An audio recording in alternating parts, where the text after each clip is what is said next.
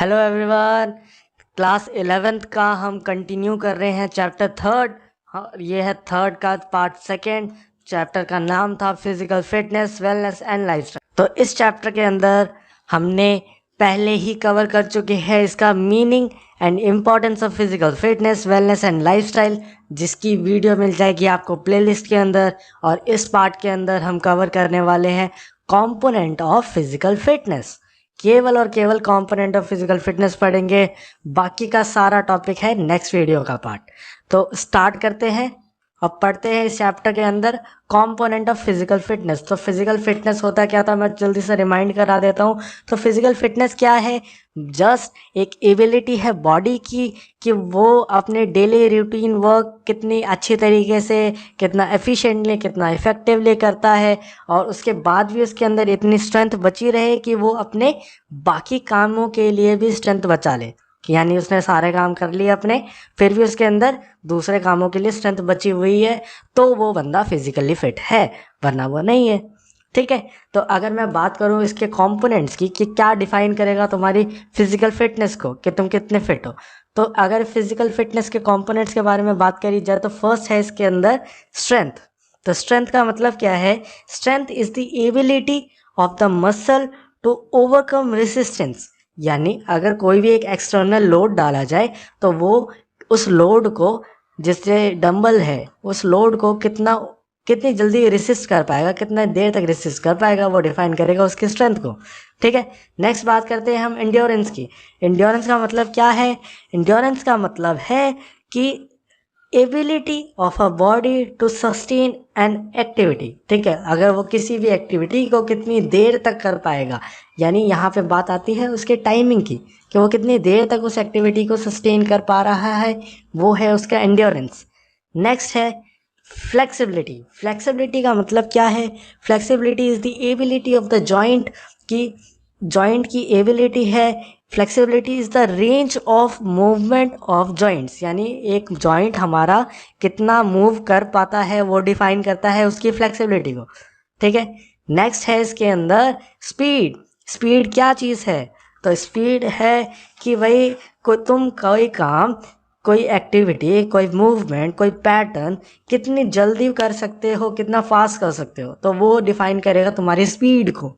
Next और last इसके अंदर आता है कोऑर्डिनेटिव एबिलिटीज़, यानी हमारा सेंट्रल नर्वस सिस्टम का, हमारे ब्रेन का, हमारे स्पाइनल कॉर्ड का, कि हमारा कनेक्टिविटी कितनी अच्छी है, हमारा कोऑर्डिनेशन कितना अच्छा है हमारी बाकी के ऑर्गन्स के साथ, बाकी की मसल्स के साथ, स्केलेटल मसल्स के साथ। ठीक है। तो ये सारे कंपोनेंट है फिजिकल फिटनेस के।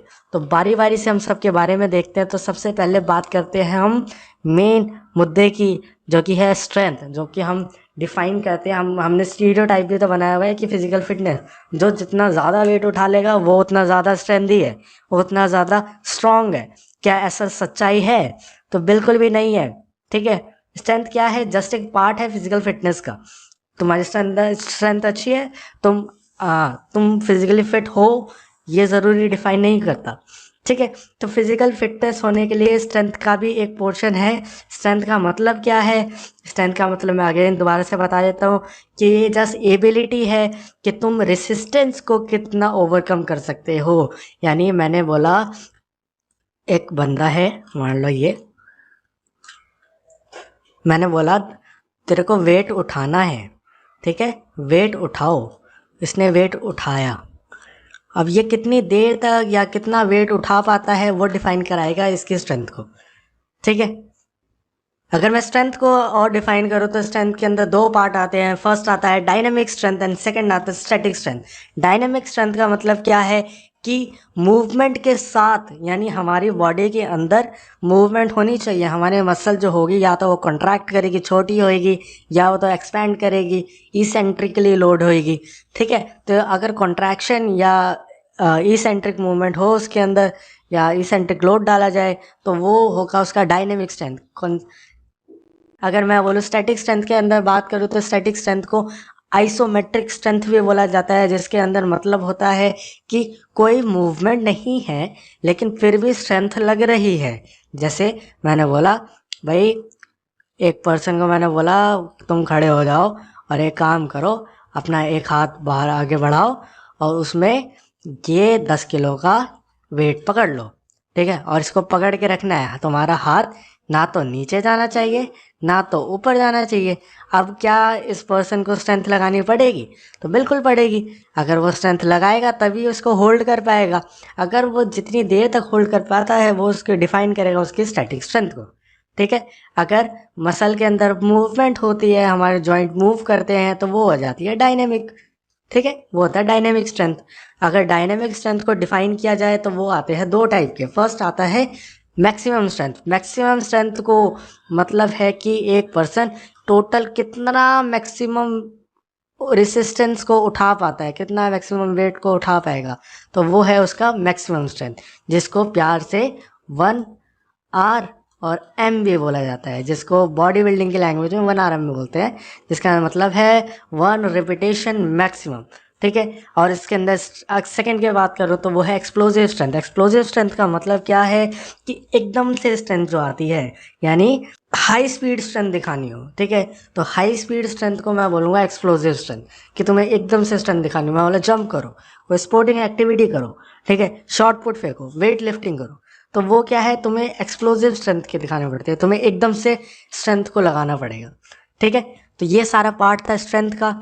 स्ट्रेंथ को अगर मैं दोबारा से एक बार समराइज कर दूँ तो क्या होगा, स्ट्रेंथ जो है उसके दो पार्ट है, डायनेमिक एंड स्टैटिक। स्टैटिक के अंदर कोई मूवमेंट नहीं होगी फिर भी हम फोर्स लगाएंगे।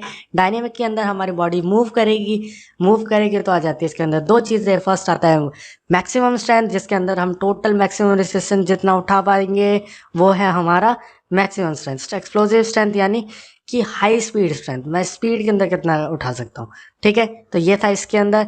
आगे बढ़ते हैं हम एंड्योरेंस पे। एंड्योरेंस का मतलब क्या है? एंड्योरेंस जो है वो एबिलिटी है एक बॉडी की कि वो कितनी देर तक सस्टेन कर पाता है किसी भी एक्टिविटी को, यानी वो कितनी देर तक वो काम कर पाएगा। मैंने बोला भागो, कितनी देर तक तुम भाग पाओगे, वो डिफाइन करेगा तुम्हारे एंड्योरेंस को, ठीक है। अब मैं बोलता हूँ एंड्योरेंस जो है वो है दो टाइप के, ठीक है। फर्स्ट है short term endurance. Short term endurance का मतलब क्या है कि भाई छोटे टाइम पीरियड के अंदर कम इंटेंसिटी के अंदर तुम कितना काम कर पाते हो, ठीक है। छोटा टाइम पीरियड और कम इंटेंसिटी, उसके अंदर तुम जितना काम कर पाओगे तो वो है तुम्हारा शॉर्ट टर्म एंड्योरेंस। जैसे मैंने बोला क्या करो, कोई गेम खेलो, तुम रेसलिंग करो, तो रेसलिंग का टाइम पीरियड क्या होता है, बहुत छोटा सा। फुटबॉल खेलो, फुटबॉल में क्या होता है 90 मिनट बस, ठीक है, जिसके अंदर भी तुम्हें रेस्ट लेने का टाइम मिलेगा, ब्रेक मिलेगा, ठीक है। तो उसके अंदर क्या है, इंटेंसिटी बहुत ज़्यादा है कि तुम्हें बहुत ज़ोर लगाना पड़ेगा, जल्दी करना पड़ेगा, ठीक है। लेकिन टाइम पीरियड जो है वो बहुत छोटा है, तो उसको बोला जाता है शॉर्ट टर्म एंड्योरेंस। लेकिन अगर इसी का टाइम पीरियड को बहुत ज़्यादा बढ़ा दिया जाए तो बहुत ज़्यादा टाइम पीरियड होगा तो उतना इंटेंसिटी काम तो कर ही नहीं सकते। ऐसा तो नहीं होगा ना, एक पर्सन जो 10 मीटर जितनी स्पीड में भागेगा तो वो 10 किलोमीटर भी उतनी ही स्पीड में भागेगा, ऐसा तो नहीं होगा, ठीक है। तो अगर मैं बात करूँ सेकेंड लॉन्ग टर्म एंड्योरेंस की, लॉन्ग टर्म एंड्योरेंस का मतलब कि तुम कितनी देर तक, यानी लंबे टाइम तक, इसके अंदर टाइम पीरियड है ज़्यादा और इंटेंसिटी है कम, ठीक है। कम इंटेंसिटी में कितने ज़्यादा टाइम पीरियड में तुम काम करोगे वो डिफाइन करेगा तुम्हारा लॉन्ग टर्म एंड्योरेंस। जैसे कि है मैराथन, जैसे कि है साइकिलिंग, क्रॉस कंट्री रेसेस, ठीक है। तो ये सारी चीज़ें आती है एंड्योरेंस के अंदर। आगे बात आती है स्पीड की। स्पीड क्या है? स्पीड एक एबिलिटी है बॉडी की कि वो कितनी जल्दी किसी भी मूवमेंट को, किसी भी पैटर्न को कितनी जल्दी रेट से कर पाएगा, तो वो डिफाइन करेगा उसकी स्पीड को। अगर स्पीड को मैं डिफाइन करूं और फर्दर डिस्क्राइब करूं तो वो मैं उसको 3 पार्ट्स के अंदर डिवाइड करना चाहूँगा, जिसको फर्स्ट होगा रिएक्शन टाइमिंग। रिएक्शन टाइमिंग का मतलब समझो कि भाई देखो, मान लो ये है मेरे पास एक घड़ी, मैंने बोला मैं ये है स्टॉप वॉच, मैंने बोला भाई देखो मैं टाइम स्टार्ट करूँगा और चिल्लाऊँगा या मैं एक हॉर्न बजा दूँगा, तो तुम्हें वो हॉर्न की आवाज़ सुन के तुम्हें अपनी बॉडी को रिएक्ट करवाना है और भागना है, ठीक है। इस ग्राउंड के ऊपर भागो, तुम जितनी जल्दी मूवमेंट में आओगे, जितनी जल्दी तुम्हारी मूवमेंट में बॉडी में मूवमेंट आएगी तो वो डिफाइन करेगा तुम्हारा रिएक्शन टाइम, कि तुमने कितनी जल्दी रिएक्ट किया किसी भी इंडिकेशन पे, किसी भी क्या बोल रिसीविंग पे, सिग्नल पे, ठीक है। सेकंड आता है इसके अंदर एक्सेलरेशन, तुमने कितनी जल्दी एक्सेलरेट किया, स्पीड पकड़ी, ठीक है। और लास्ट आता है क्विकनेस, यानी ओवरऑल तुम्हारा क्या रहा, तुम कितने क्विक रहे, ठीक है। तो ये सारी चीज़ें मिल के डिफाइन करती है किसी भी एक पर्सन के स्पीड को। नेक्स्ट आता है इसके अंदर फ्लेक्सिबिलिटी। फ्लेक्सिबिलिटी क्या है, एबिलिटी है वो जॉइंट की, ठीक है, कि जॉइंट कितना ज़्यादा ओपन हो सकता है, कितना मूव कर सकता है। तो मैं अगर बात करूँ मूवमेंट ऑफ जॉइंट, जिसको बोला जाता है रेंज ऑफ मूवमेंट, यानी ROM, ठीक है। अगर ROM को और ज़्यादा समझना है या फ्लेक्सिबिलिटी के बारे में और जानना है तो इसके लिए सेपरेट वीडियो मिल जाएगी आपको, ठीक है। दूसरी प्लेलिस्ट है, इसके अंदर आप सर्च कर सकते हो।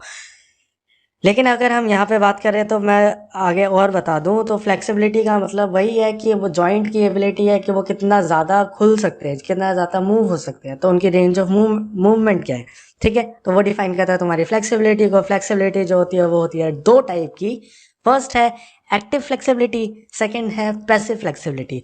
मैंने बोला मैं अपने आप अपने जॉइंट्स को जितना खोल पाऊंगा विदाउट एनी एक्सटर्नल फोर्स या एक्सटर्नल हेल्प, तो वो होगी मेरी एक्टिव फ्लेक्सिबिलिटी, ठीक है, वो होगी मेरी एक्टिव फ्लेक्सिबिलिटी। लेकिन अगर मैं बोलूँ मैं बाहर की मदद से, किसी एक्सटर्नल फोर्स की मदद से या किसी एक थर्ड पर्सन की हेल्प से मैं अपनी फ्लेक्सिबिलिटी को कितना डिफाइन कर सकता हूँ, कितना रेंज ऑफ मूवमेंट में ला सकता हूँ, तो वो है मेरी पैसिव फ्लेक्सिबिलिटी, ठीक है। अगर एक्टिव फ्लेक्सिबिलिटी के अंदर बात करूँ तो वो आते हैं दो टाइप के।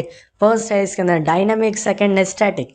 यानी एक पोजीशन तक पहुंच के होल्ड करना वो होगा स्टैटिक, यानी उसके अंदर रोक के रखो खुद को।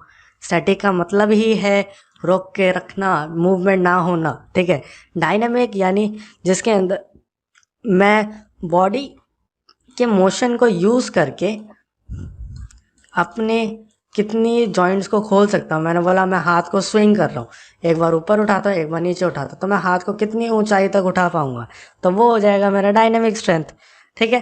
तो लास्ट इसके अंदर आता है और ये टॉपिक समाप्त होता है कोऑर्डिनेटिव एबिलिटीज़ के साथ। कोऑर्डिनेटिव एबिलिटीज़ का मतलब है ब्रेन ये मान लो ये ब्रेन है, ठीक है, हमारा ब्रेन का जो कि कनेक्टेड है हमारे किसके साथ, हमारे स्पाइनल कॉर्ड के साथ। तो हमारी मसल्स के साथ ये कैसे जुड़ते हैं, नर्वस सेल्स के थ्रू, ठीक है। मान लो ये हमारी मसल है, ये मेरा आर्म है मान लो, ठीक है।